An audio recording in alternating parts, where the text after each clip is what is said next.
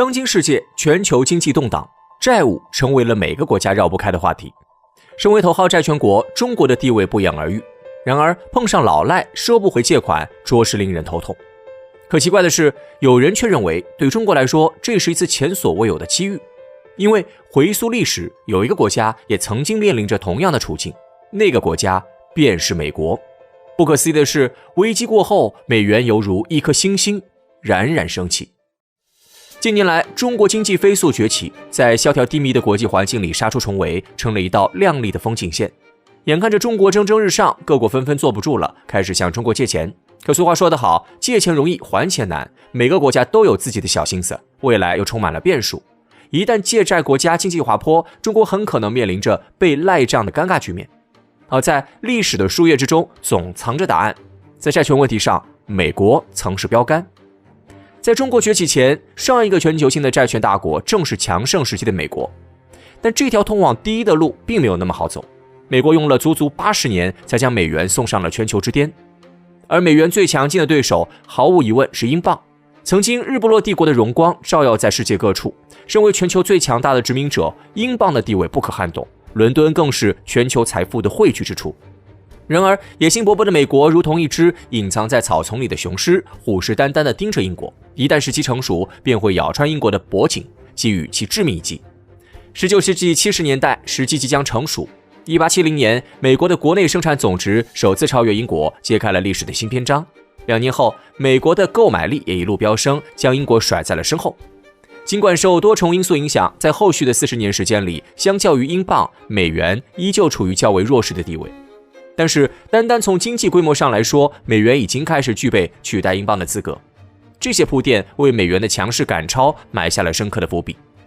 与此同时，美国人还意识到了一件极为重要的事情，他们恍然发现，美国竟然没有一个强有力的中央银行来引导和管理全国的货币。长此以往，美国势必打不过英镑，在国际竞争里更不可能占据上风。因此，对美国而言，用最短的时间打造一个最值得信赖的中央银行才是头等大事。在此背景下，美联储诞生了。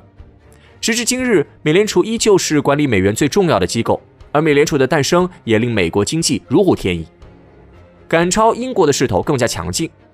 美国是万事俱备，只欠东风，只差一个最合适的契机，就能将英镑踩在脚下。而滚滚前进的历史车轮并未让美国等待太久，很快2次世界大战爆发，美国蛰伏数年，终于等到了逆风翻盘的良机。在第一次世界大战前，美国是妥妥的债务国，然而一场战争令局势彻底改变。战争无论输赢，都会给本国经济带来根本性影响。有人赚得盆满钵满，自然就会有人倾家荡产。前者说的正是美国，而后者并非单指英国，而是一战后欧洲各国的缩影。在战争期间，美国就先发了一笔横财，激烈的战争令欧洲各国开支巨大，但由于彼此的敌对关系，导致欧洲各国急需寻找一个中立国家。一方面进行资金上的周转往来，另一方面为各国提供战争物资。这个国家既要实力够强，能够承载欧洲各国的资金链，又要与欧战保持一定的距离，于是美国便成为了不二之选。美国身处北美洲，远离一战的主战场，又正在崛起，整体上处于上升地位。最重要的是，美国曾是英国的殖民地，与欧洲流淌着相同的文化血脉。就这样，美国成为了一战中最重要的中立国家，为欧洲各国提供服务。接二连三的贸易往来与源源不断的资金流，令美国在世界金融与国际贸易领域的地位飞速提升。此消彼长，原本的金融中心伦敦，此刻却深陷战火，无法自拔。在1914年到1919年间，美国的对外出口取得了历史性突破。一战刚刚结束时，美国仅仅1年的贸易顺差便达到了157亿美元。当时全球约有40%的贸易量来自美国，美国的盈利可想而知。悲催的是，英国却负债累累，仅1916年1年，英镑就足足贬值了1/3，巨大的财政赤字令英国政府难以维系曾经的体面与风光。身为欧洲前霸主的英国尚且如此，更不必说其他国家。经此一役，英镑实际上已经元气大伤，不是美元的对手。但是美国债权国地位的真正确立还要等到2战之后。尽管美国这次参与了2战，但是战争的炮灰自始至终都没有蔓延到美国本土，并且美国的时间点选得极为巧妙，约在太平洋战争后才全力以赴，为自己保留了大量的有生力量。相比之下的欧洲各国远远没有那么幸运，于是二战结束后，美国摇身一变成了欧洲乃至苏联的债主。但是相较于满目疮痍的欧洲，苏联的军事实力明显更强。有了强大的军事实力做底牌，纵然欠着外债，美国也不敢轻举妄动。因此，将目光集中在欧洲成了美国的最好选择。美国复刻了一战时的套路，发了一笔战争财，不仅向欧洲各国输出了大量货物，而且还趁火打劫，购买了大量欧洲政府的债券。可怕的是，二战结束时，美国的 GDP 总量竟然占全球 GDP 的 45%。美国彼时的繁荣不难想象。就在这时，美国做出了一个重要的决定，继续借钱给欧洲。美国为何这么做？难道不怕欧洲还不起吗？其实这是美国的一盘大棋。相比于考虑欧洲能否还上债务，美国的目光更为长远。美国想要借此机会彻底击垮英镑，建立起以美元为核心的新秩序。而在这个新秩序之下，美国根本不怕欧洲当老赖，因为欧洲的兴衰将与美元牢牢捆绑在一起。这是一笔不难算的账。战争结束时，欧洲各国本就债台高筑，国家濒临破产，废墟之上处处等待着重建。在这种时刻，身为债主的美国倘若一味催债，只会造成2个结果：第一，百废待兴的欧洲根本拿不出钱还债；第二，把欧洲逼急了，苏联很可能趁虚而入，向欧洲伸出援助之手。要知道，对美国来说，二战的结束恰是冷战的开始。美苏争霸的核心其实就是拉帮结派，寻找支持自己的小弟。美国深知，在争霸的过程里，少了谁也不能少了欧洲。一来，欧洲与美国之间有着天然的血缘关系，无论从什么角度来说，都是美国最能够信赖的盟友。二来，美国比谁都清楚，欧洲不过是一时失势，未来终将崛起，因为生产力决定了国家发展的未来走向。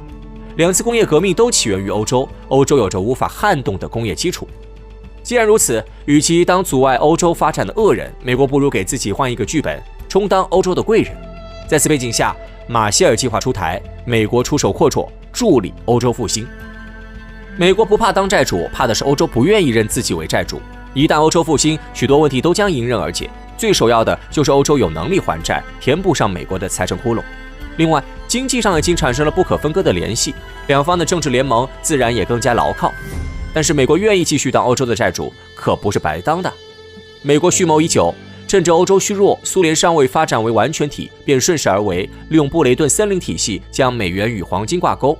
与此同时，二战结束时，美国掌控了全球70%的黄金储备，优势显而易见。其实，将本国货币与黄金挂钩是一种常见的手段。此前，英国尚且强盛时使用的也是金本位制。但是随着国力的衰落，英国再也没有余力推行金本位，只能被迫放弃。正巧美国便捡了漏，该制度确立后，美元的霸主地位也就毋庸置疑。从那时起，欧洲不还债，害的就会是自己，因为一旦美国衰落，欧洲也跟着没有好日子过。由于绑定太深，欧洲也无法半路投靠苏联。时至今日，尽管美国走上了下坡路，但美欧之间的关系依旧密切。可见，成为世界第1大债权国，既充满了危机，也蕴含着机遇。美国巧妙地利用债权国地位，辅助种种手段，改写了全球货币格局，一度将美元的兴衰与全球经济的好坏捆绑，拉全世界下水。诚然，中国与美国不同，不搞霸权主义，但是美国的处理方式或许也能给我们带来一定的启示。大幕刚刚拉开，身为头号债权国的中国，未来或将有更多精彩表现。